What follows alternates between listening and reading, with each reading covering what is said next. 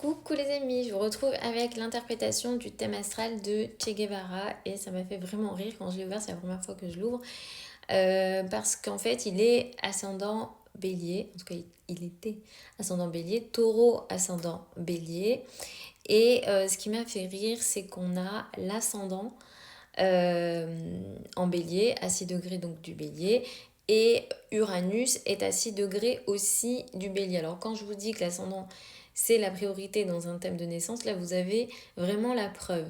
Donc on a une énergie du bélier, donc un guerrier, quelqu'un qui prend des risques, qui agit même avant de réfléchir, mais l'énergie du taureau lui donnait quand même de la stabilité. On a le soleil en taureau et Vénus en taureau aussi, où il était aussi d'une certaine façon terre à terre. Jupiter dans la maison 1 qui apporte beaucoup de confiance en lui et on peut considérer que c'est une personnalité uranienne. Il représente Uranus et Uranus est la planète de la révolution et de la rébellion, du fait aussi de casser des règles et d'être contre des règles et contre les autorités. C'est vraiment Uranus qui vient casser l'énergie de Saturne. Il faut savoir que Uranus se situe juste après Saturne.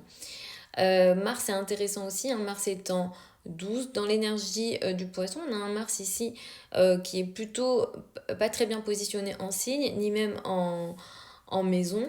Donc je pense qu'il a beaucoup agi en retrait, disons. Beaucoup agi dans l'ombre plutôt au départ. Enfin, oui, je pense qu'il y a eu cette énergie d'action dans l'ombre énormément, je pense. La lune est en poisson, donc c'est une personnalité, ou c'était plutôt une personnalité très sensible. La lune symbolise le peuple, la lune en poisson, et dans la 12. Donc avec une énergie à la fois spirituelle, et à la fois ici, il y a la question du sacrifice pour le peuple.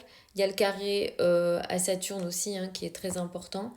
Est-ce que il s'est bloqué pour le peuple? Est-ce qu'il s'est senti bloqué aussi par moments par le peuple?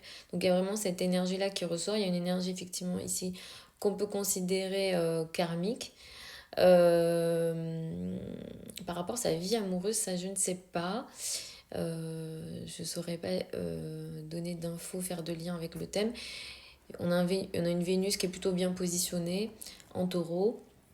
On a Pluton dans la 4, donc la transformation ici par rapport à ses origines, parce que je crois qu'en plus il venait d'une bonne famille. Du coup, ce qu'il a fait, le parcours qu'il a choisi a représenté une forme de transformation importante vis-à-vis des racines familiales. Saturne en Sagittaire, le karma en lien avec l'étranger.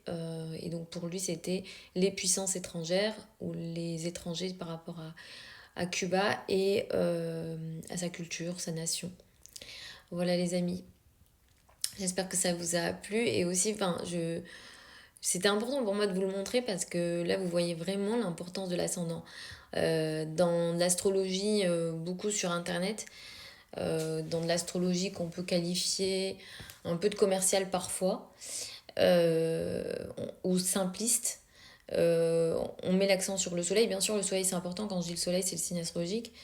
Mais dans les thèmes de naissance, si on veut être très précis et on veut être, disons, oui, un peu plus concret par rapport à un thème, c'est l'ascendant qui va primer. D'ailleurs, il y a des astrologues qui pensent que, moi je suis pas forcément de cet avis, mais il y a des astrologues qui pensent que l'énergie de l'ascendant plus du milieu du ciel représente 50%, voire 70% du thème. C'est dire l'importance de l'ascendant.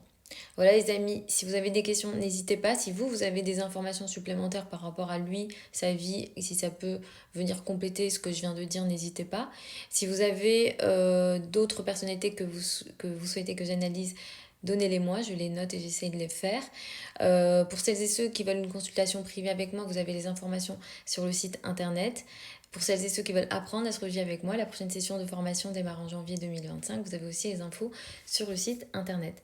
Je vous embrasse et je vous retrouve lors d'une prochaine vidéo.